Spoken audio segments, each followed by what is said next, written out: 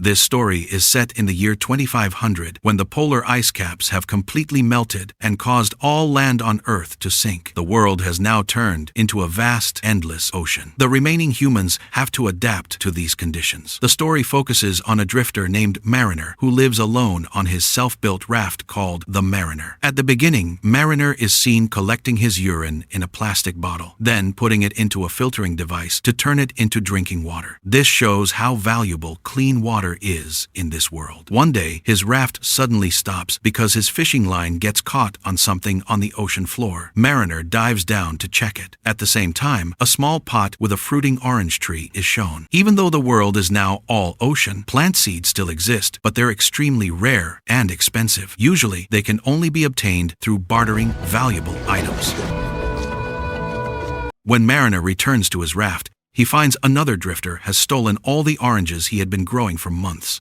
This makes him furious. He immediately chases the thief by deploying the large sail on his raft that was previously hidden. Seeing how big Mariner's raft is, the thief looks shocked. During the chase, 3 people appear, calling themselves Smokers, a hunter group that usually captures pirates and dangerous people. They try to take Mariner's catch, but Mariner grabs it first.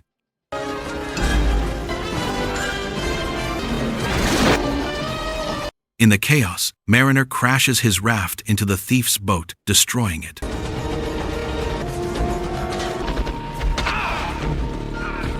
After that incident, Mariner heads to a sea settlement where survivors live together. When the guard sees Mariner carrying items that can be traded, the guard immediately opens the gate. Mariner trades 1 bag of pure dry soil he found for 2 jerry cans of clean water. In this world, soil is as valuable as water and plants because there is no land left.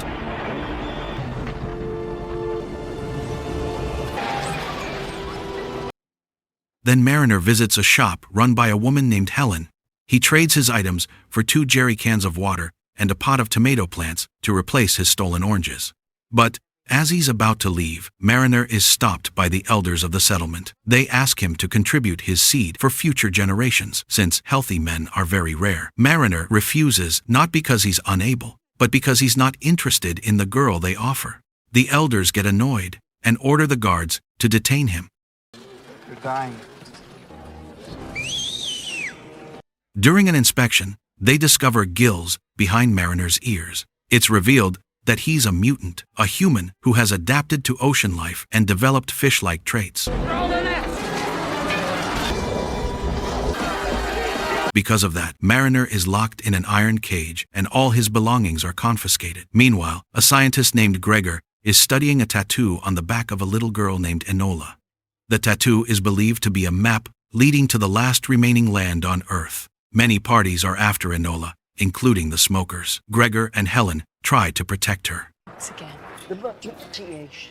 The next day, just as Mariner is about to be executed, the Smokers suddenly attack the settlement. They are led by Deacon and arrive with troops and full weaponry. The attack causes panic among the residents as they scatter.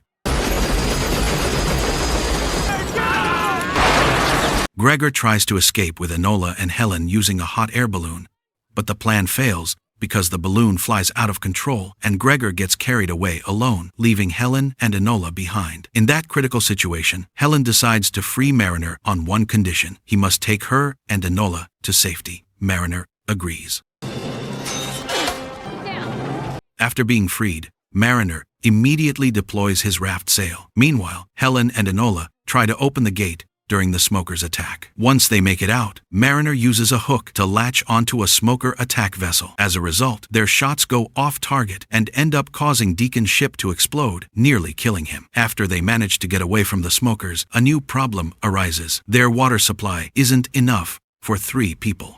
Helen, feeling that she and Enola could be a burden, says she won't drink and will prioritize Enola instead. She hopes Mariner understands and won't leave the 2 of them stranded in the middle of the ocean. Especially dry land? Yeah, I know where. Meanwhile, Deacon turns out to have a base on a massive ship that's still afloat. His followers believe he can lead them to land. That's why Deacon keeps hunting Enola, because the tattoo on her back is the only clue to the remaining land. Don't bother with the sea.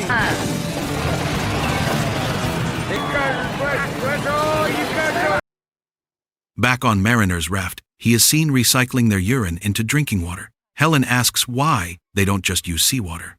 Mariner explains that seawater contains too much salt, so it can't be turned into drinking water using simple methods.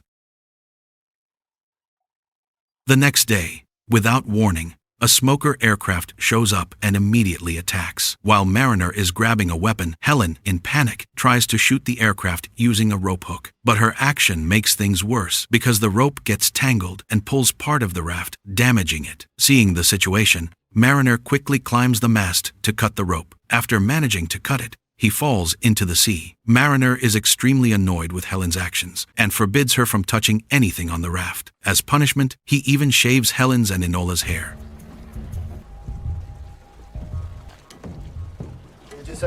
Meanwhile, the pilot of the aircraft returns to the smoker's base and reports what happened, including the death of his relative. From that information, Deacon finally learns Mariner's sailing direction. Several days pass, and they keep sailing. At one point, Mariner deliberately eats tomatoes in front of Helen and Enola, who are already starving. They look extremely weak, their lips cracked, clearly wanting the food, but Mariner, still upset, doesn't share it at all.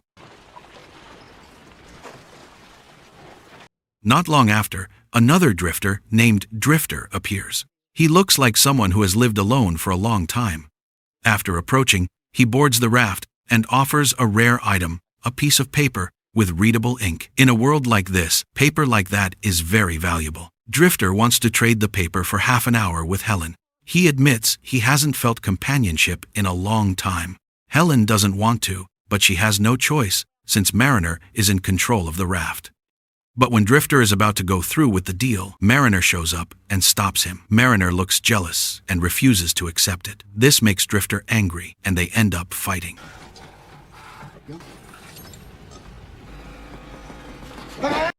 The fight ends with Drifter's death. The next day, Helen, unable to endure hunger any longer, asks Mariner to fix the fishing gear so they can find food. Mariner thinks it won't help and throws it away instead. Since Helen keeps insisting, Mariner finally takes a spear and jumps into the sea. As a mutant, Mariner easily hunts underwater. He successfully catches and kills a large fish, allowing Helen and Enola to finally eat.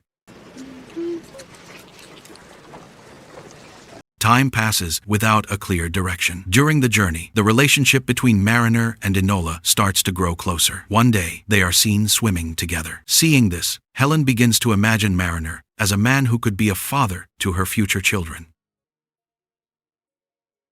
When they arrive at a trading spot to barter, Mariner starts to feel something is off. He notices oil floating on the ocean's surface. Something unusual. Suspicious, he checks using an underwater scope and discovers the place has been taken over by the smokers. Their cover has been blown, and Deacon immediately sends troops on motorboats to capture them. But Mariner manages to escape again. Seeing this, Deacon becomes even more furious and starts shooting at them, hitting Mariner in the stomach. While injured, Mariner asks Helen why the smokers want Enola so badly. Helen explains that the tattoo on Enola's back is a clue to the remaining land. Mariner doesn't believe it and thinks it's just a myth. To prove his point, Mariner takes Helen diving to the ocean floor. There, they see the ruins of tall buildings, remnants of the old civilization that have sunk. That's where Mariner has been getting dry soil all this time. He hopes that after seeing it, Helen will stop believing that land still exists. But when they return to the surface, everything has changed. Deacon and his men have taken over their raft. Under threat, Enola finally comes out of hiding, making Deacon very pleased. Not wanting to be captured, Mariner and Helen immediately jump into the sea to avoid the attack. Underwater, Mariner helps Helen breathe. When they return to the surface, their raft is already destroyed and Enola has been taken by the smokers. Amid the remaining wreckage, Mariner and Helen can only drift aimlessly. In that condition, they grow even closer and spend time together as if they don't know what else to do. Just when hope is almost gone, Gregor suddenly appears with his hot air balloon and rescues them. I'll help you climb up! They are taken to a survivor evacuation site, but after arriving there, Mariner decides to leave because he feels exhausted from everything that has happened to him. Survival like him. Mariner returns to the wreckage of his raft and finds a drawing made by Enola. The drawing turns out to be the same as one in a National Geographic book. From that, Mariner begins to realize that Enola is indeed special and worth saving. At the same time, the evacuation site is approached again by two members of the Smokers. Luckily, Mariner arrives just in time and manages to defeat them. He even burns one of their vehicles to mark a trail, then promises to return after successfully rescuing Enola. A few hours later, Mariner arrives at the Smokers' base, a massive old ship. At that moment, all the Smokers are gathered, listening to Deacon's speech about the possibility of finding land because of Enola. When the situation is off guard, Mariner appears and demands that Enola be handed over. Deacon refuses, so Mariner immediately drops a torch into a pit filled with oil, triggering a massive explosion inside the ship. As Deacon tries to escape with Enola using an aircraft, Mariner quickly shoots the hook line and stops his escape. Enola is successfully rescued. Not long after, Gregor, Helen, and several others arrive with a hot air balloon. As Mariner and Enola are about to board, Deacon tries to chase them, but Helen manages to take him down. However, before they leave, Deacon manages to shoot the balloon, causing Enola to fall into the sea. Seeing that, Mariner immediately jumps in and saves Enola. He ties her leg so she won't get separated. In the chaos, Deacon and his men are eventually killed after a crash. With the new clue Gregor deciphers from Enola's tattoo, they now have a clear direction to find land. After days of flying, Mariner is surprised by a bird landing nearby. It becomes a sign that land really does exist. Not long after, they finally arrive there. The land they've been searching for turns out to be real. But for Mariner, it doesn't bring much change. He has lived in the ocean for too long, and the presence of land animals actually makes him uncomfortable. In the end, Mariner decides to return to the sea and continue living as a man who has adapted to the ocean. Helen and the others can't stop him.